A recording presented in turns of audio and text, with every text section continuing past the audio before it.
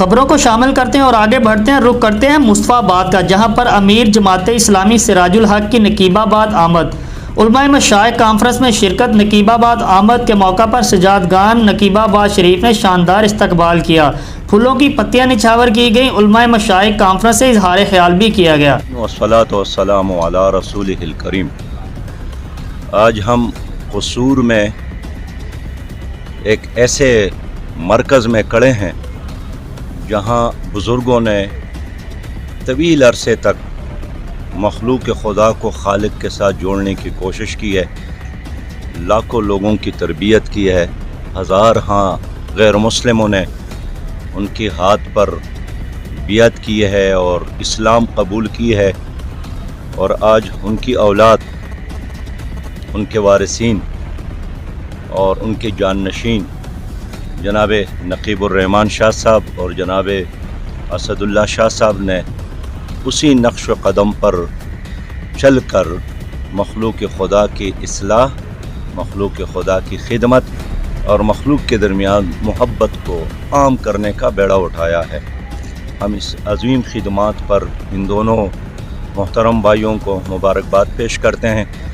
مجھے انہوں نے اپنے بزرگوں کے اس عرس کے مبارک موقع پر بلایا ہے، اور ملک بھر سے ان کے خلفاء آج یہاں پر موجود ہیں۔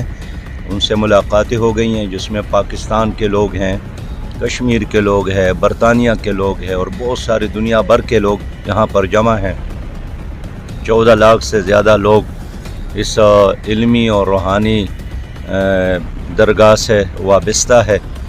آج میں ان کی خدمت میں بھی حاضر ہوا ہوں، ان سے عرض بھی کیا ہے کہ اس وقت امت کو جوڑنے کی ضرورت ہے، اس لیے کہ دشمن اس کو توڑنے باہم لڑانے میں مصروف ہے۔ اس وقت قوم کی اصلاح کی ضرورت ہے، اس لیے کہ ملک میں گالی گلوچ، نفرت کی سیاست بہت عام ہوئی ہے۔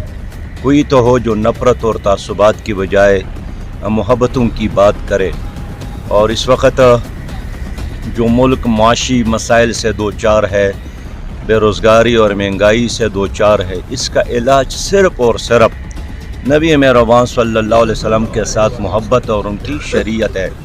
تو آج میں نے ان سے یہی عرض کیا کہ آؤ مل کر اس ملک میں شریعت کے نفاذ کے لیے اور نبی مہربان صلی اللہ علیہ وسلم کا پیغام پاکستان اور دنیا بھر کے انسانوں تک پہنچانے کے لیے ہم مل کر کام کریں، اس لیے کہ ہماری زندگی جو باقی ہے یہ محبت پر نچاور ہونی چاہیے، امت پر نچاور ہونی چاہیے۔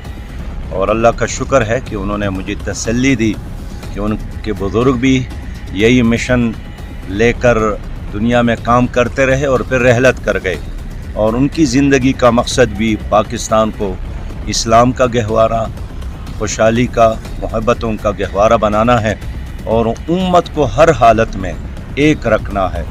اس وقت اتفاق، اتحاد اور محبت کے علاوہ ہمارے ساتھ کوئی چوائس اور کوئی آپشن نہیں ہے۔